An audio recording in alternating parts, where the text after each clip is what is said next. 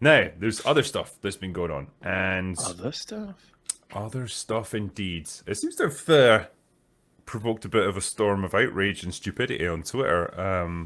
As far as I can remember from this, Angry Joe's been getting extremely angry at Eric July, and Eric July's gotten extremely angry at him in return, and everyone's kind of temporarily lost their minds over this. But I Yay. just think it's kind of funny, and I'll present it to you, gentlemen, for your consideration now. So, from back in the day, all of us are of a certain age. We probably watched Teenage Mutant Ninja Turtles, particularly the animated cartoon back in the 90s, I think it was. And I loved it. I thought it was really good. And you'll probably remember April O'Neil from that. If you do, you probably remember her looking something like this. That's April O'Neil. That's that 12-year-old, according to Angry Joe. I mean, she That's doesn't that look 12. 12-year-old April O'Neil, to be who's fair. a reporter at the age of 12. A reporter at the age of 12. I mean, she doesn't seem built like a 12-year-old. I Supposed to mean, be an I'm MCU no character. expert. Jesus. Well, look, Doogie But that Howell's a reporter. But anyway, that was her from the original show. But she's been new and improved because we have a new trailer coming out for a Seth Rogen produced movie, which is always a mark of quality. Whenever Seth Rogen's involved in something, you know it's going to be good. Now, we have the new and improved April. Now, what you're seeing right there, gentlemen, is what we like to call bait in this industry. This is nothing but fan baiting right there. It's This was Velma. a very deliberate choice to make her look like that because they knew the reaction that they would get. And to be fair to them, they got it. It is funny that the first thing it reminds me of is Velma. I'm like, oh. Yes. It's uncanny, isn't it? I was like, but the thing is, this is going to serve an obvious purpose because it's the same thinking that went into anything, like whether it was recasting Ariel from The Little Mermaid with a black actress or whether it was something like Velma. It's like to try and make your product critic proof. Because the moment anyone raises a question about this, the moment anyone objects to it, well, you can just label them with the big old racist label, and that's it. Like, job done, the discussion's over. And it's just so transparent at this point, I guess. I just don't know. Wish that What do was you think fucking they're- transparent. I mean, but yeah, like, you look at this and you think, like, okay, you've got a bunch of fans of the original show or the movies or any version of the Teenage Mutant Ninja Turtles. Like, who's going to watch that and then react well to this? Who's going to think, cool, this is definitely the version I want to see? This is coming out at the theaters. This isn't even a TV show on a streaming channel that barely anyone's going to watch. This is coming out at the cinema. Yep. I smell a bomb in the Good luck. making. Good luck, Yeah. I don't know what to tell you. Like, this just doesn't seem Rage like a bait. winning strategy. It's yeah, the it's fan marketing ploy. That's the new marketing ploy that's been adopted for the last few years.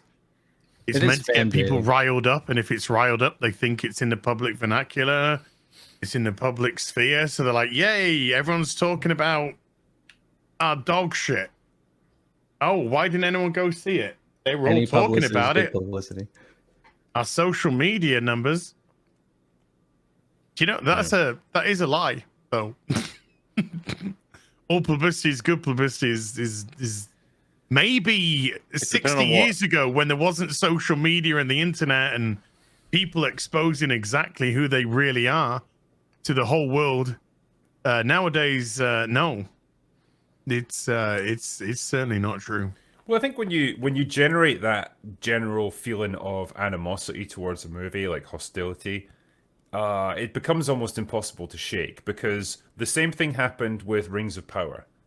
That from their marketing, the way they decided to promote it, the ridiculous like promo reels they had with the super fans, all that stuff fed into this this fan dislike of their show before it even came out, and that dislike morphed into resentment and outright hatred. And by the time the thing came out, people were just primed and ready to hate on this show.